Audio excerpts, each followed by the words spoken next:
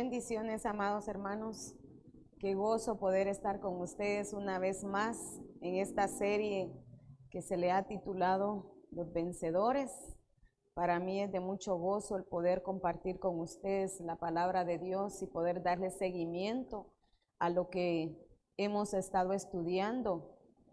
Así es que yo le voy a pedir que antes de poder iniciar me pueda acompañar a orar para que el Señor nos ayude. Amén. Padre, en el nombre poderoso de Jesús, amado Dios, en esta hora te damos gracias. Gracias por permitirnos, oh Señor, este privilegio, Señor, a mí de poder compartir tu palabra, Señor, y a todo aquel, Señor, que me escucha a través de estos medios, Padre.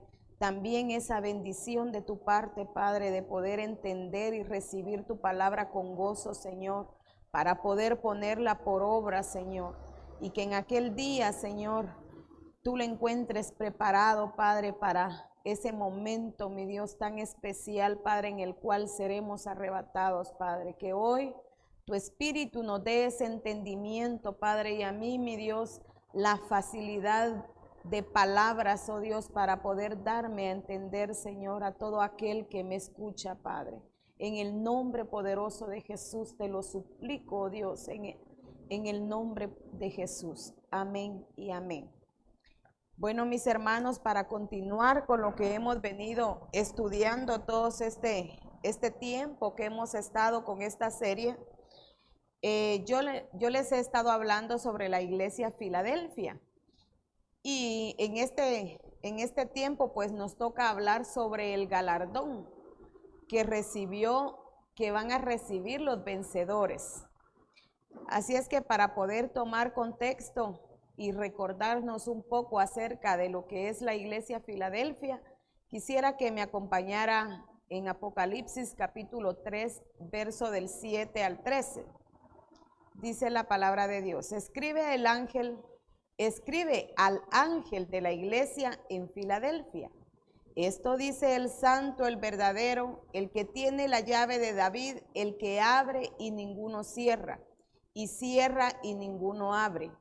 Yo conozco tus obras. He aquí, he puesto delante de ti una puerta abierta, la cual nadie puede cerrar, porque aunque tienes poca fuerza, has guardado mi palabra y no has negado mi nombre. He aquí, yo entrego de la sinagoga de Satanás a los que se dicen ser judíos y no lo son, sino que mienten. He aquí, yo haré que vengan y se postren a tus pies y reconozcan que yo te he amado. Por cuanto has guardado la palabra de mi paciencia, yo también te guardaré de la hora de la prueba que ha de venir sobre el mundo entero, para probar a los que moran sobre la tierra. He aquí, yo vengo pronto. Retén lo que tienes para que ninguno tome tu corona. Al que venciere, yo le haré columna en el templo de mi Dios y nunca más saldrá de ahí. Escribiré sobre él el nombre de mi Dios y el nombre de la ciudad de mi Dios, la nueva Jerusalén, la cual desciende del cielo de mi Dios, y mi nombre nuevo. El que tiene oído, que oiga lo que el Espíritu dice a las iglesias. Amén. Se recuerda que empezamos hablando sobre qué significaba Filadelfia, ¿verdad? Y Filadelfia significa amor fraternal, pero algo que se marca mucho es que es a los vencedores a los que se les dará esto, ¿verdad? Que eran a los Nicao, a los que alcancen la victoria, ¿verdad? Entonces, a ellos o a nosotros que en el nombre de Jesús alcanzaremos esa victoria y con la ayuda del Señor cada día, entonces necesitamos ser Nicao, vencedores. Amén. Pero en este día, como le decía, yo le quiero hablar sobre el galardón. Y el Señor dice aquí que a los que venzan, dice, pero antes les dice, retengan todo esto para que no se les quite, para que no pierdan su corona, ¿verdad? ¿Y qué tenemos que hacer nosotros? Retener aquellas cosas que a nosotros se nos han enseñado. Ahora, para que nadie tome nuestra corona. Fíjense que corona en griego se dice estéfanos. Y esa corona dice que es entretejer o trenzar, guirnalda, como en de realeza, premio en los juegos públicos o símbolo de honor general, pero más elaborada que la simple corona, literalmente o figurativamente corona, dice. Pero en el diccionario Vine dice que denota a la corona del vencedor. Es una recompensa o premio, es una prenda de honor público o de gozo nupcial o de alegría festiva, especialmente en la aparición pública de los reyes. Corona de gloria como un emblema de vida, de gozo, de recompensa y de gloria. Entonces, esta corona de la cual se habla aquí en Apocalipsis, capítulo 2, verso 10, dice, no temas en nada de lo que vas a padecer.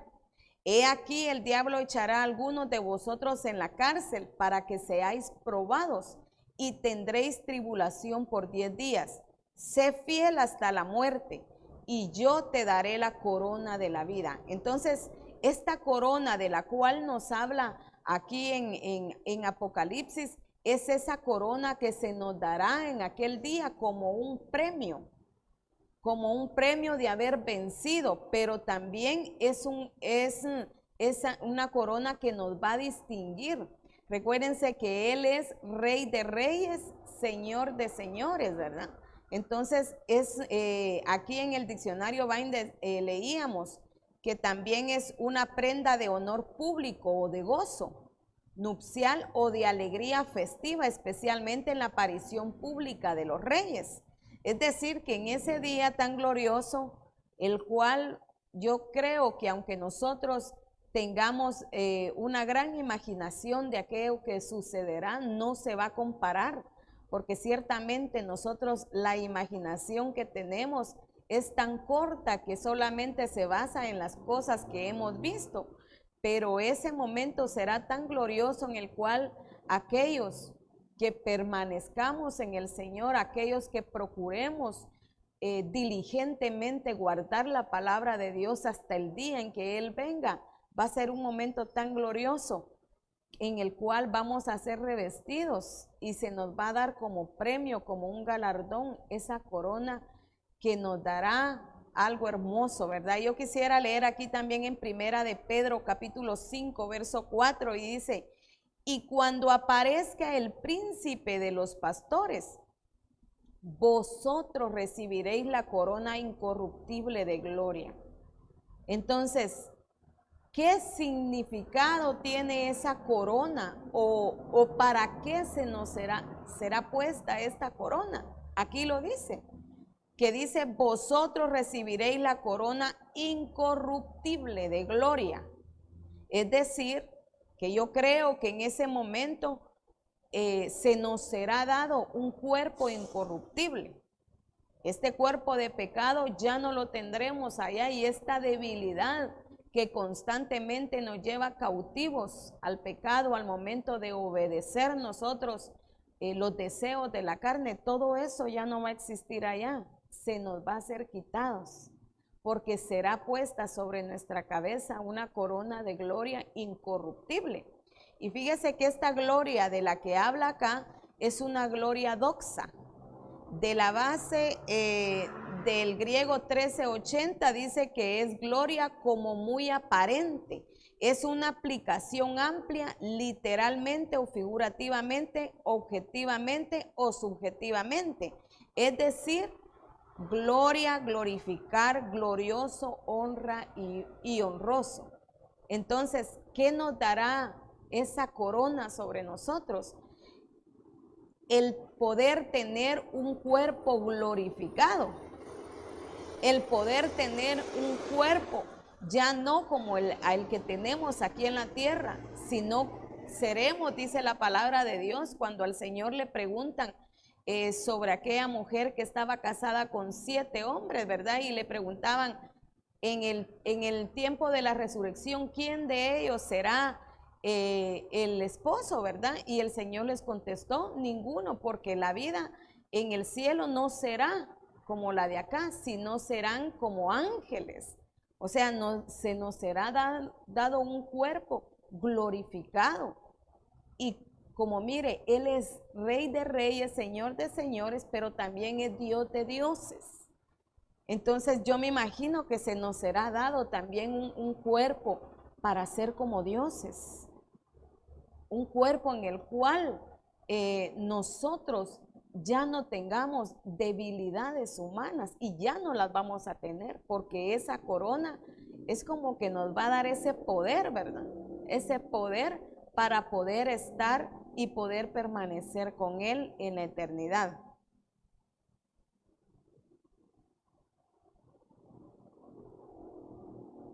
Pero también me llama la atención ahí en donde dice que corona, en griego se dice estéfanos, dice que es como etiqueta de realeza.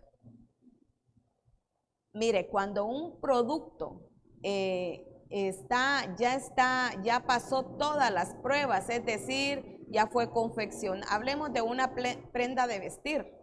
Si esa prenda de vestir ya fue acabada, ya fue terminada, ¿verdad? De coser, ya pasó por las manos de la persona encargada de supervisar que todo esté bien cosido, luego la mandan a planchar, pero lo último que se le pone es la etiqueta y ahí ya con esa prenda ya está lista cuando se le pone su etiqueta, ¿verdad? Entonces, es decir, que cuando nosotros seamos arrebatados, se nos pondrá esa corona como una etiqueta de que ya el proceso ya terminó aquí en la tierra y nosotros hemos sido levantados para cumplir el propósito ya no terrenal, sino el propósito por el cual fuimos creados, que será el eterno, ¿verdad? Pero también el celestial. Será celestial y será eterno. Amén. Pero también dice que a los que venzan, dice, Él los hará columna en el templo de mi Dios, dice, ¿verdad? Entonces, fíjese que columna es figura, en el diccionario Vine dice que figurativamente indicando una posición firme y permanente en el templo espiritual, celestial y eterno de Dios.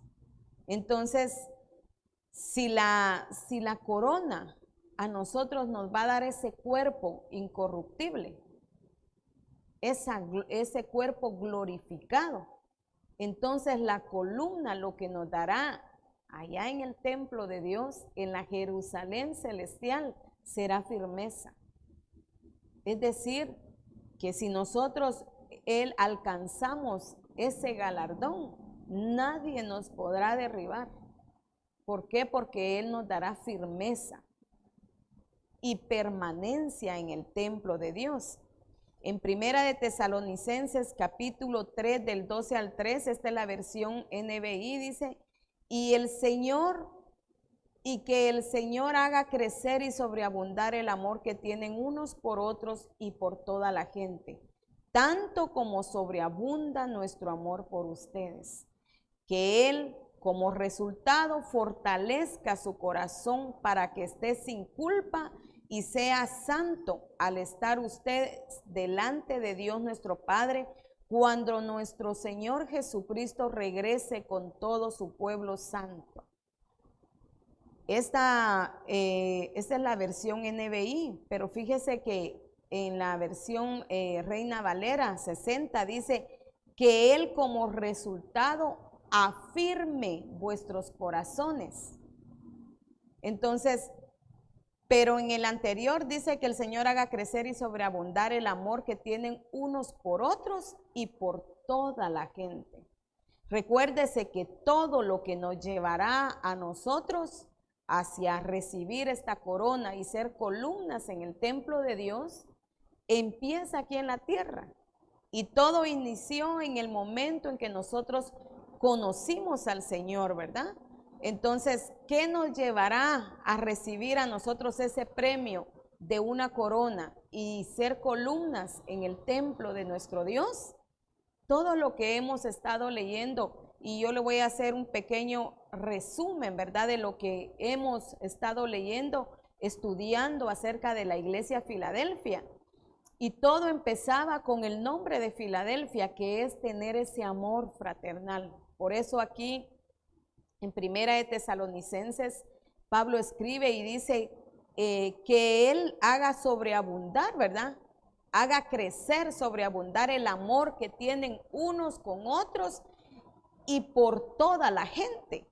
Porque lo que nos llevará a nosotros, por donde empezaremos nosotros hacia ese camino de recibir ese galardón, por el amor.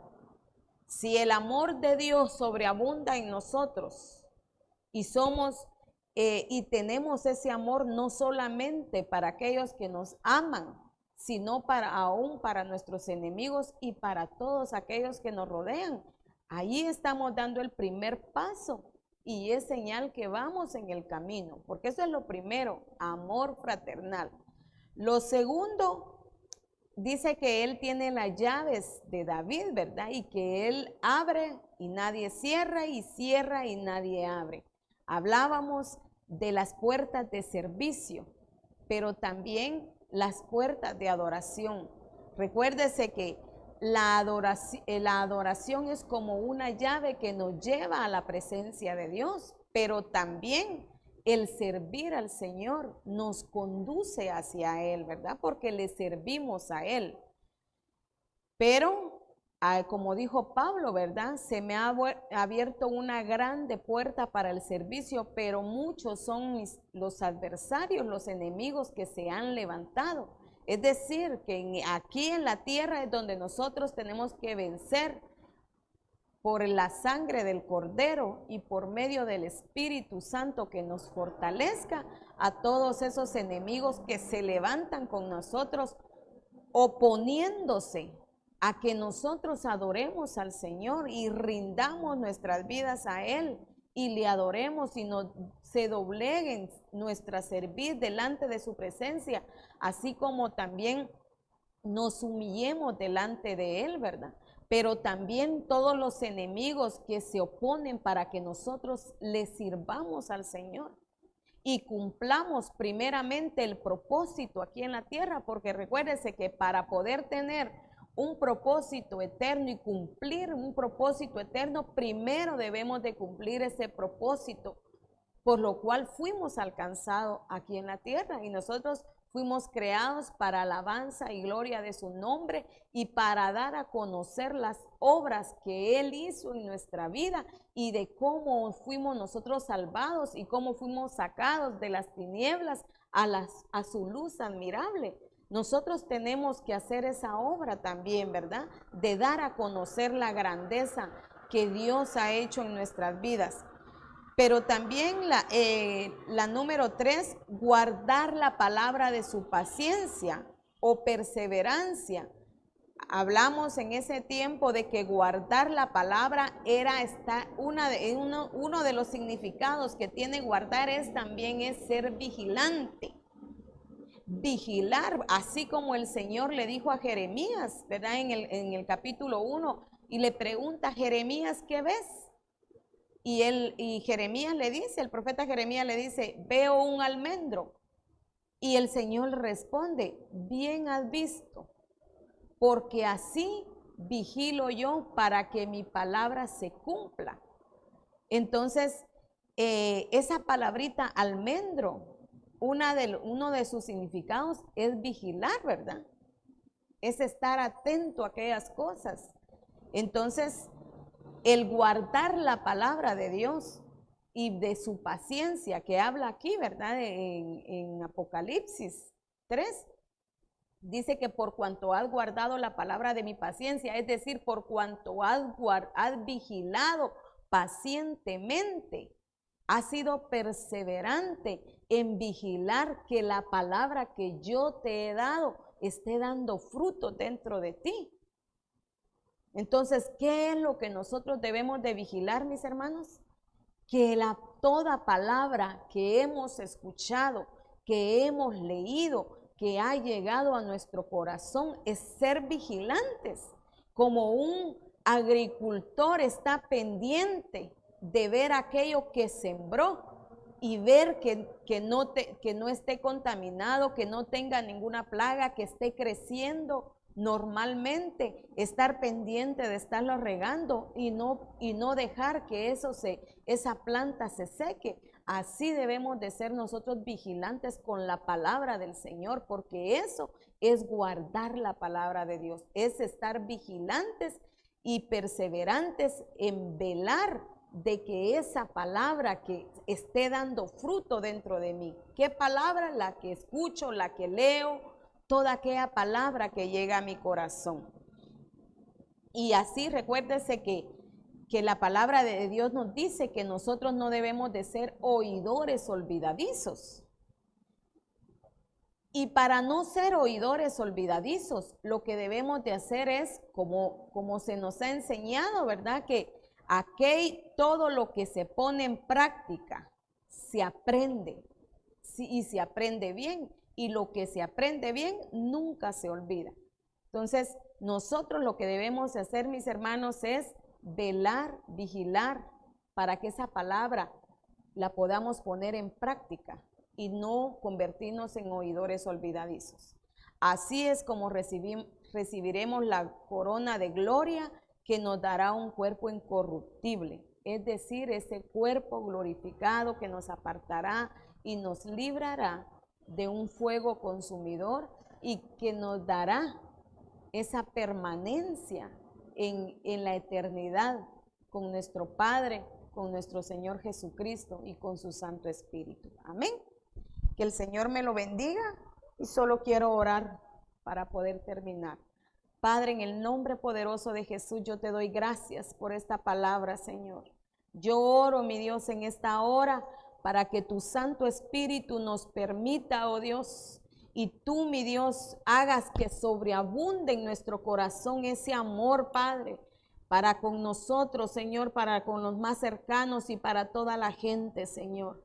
Así también, Padre, como ese poder, mi Dios, y esa llenura de tu Espíritu, Padre, para poder vencer a todos nuestros enemigos, oh Dios, que se oponen para que nosotros te sirvamos y te adoremos, Señor. Por favor, ayúdanos, oh Señor, en el nombre de Jesús, a poder guardar tu palabra y ser vigilantes, Señor, y no olvidar, Señor, todas las cosas que tú has hecho, Señor, pero también aquellas, Padre, que están pendientes en nuestra vida, Señor, todo lo que aún está pendiente de ser transformado, Señor, que podamos ser vigilantes conforme a tu palabra, Señor, y conforme a tu promesa, Señor, y a tu deseo, Padre, para poder gozar, mi Dios, de esa corona incorruptible, Padre, que nos dará ese cuerpo glorificado, Padre. Te lo suplicamos en el nombre precioso de Jesús. Amén y amén. Que el Señor me los bendiga.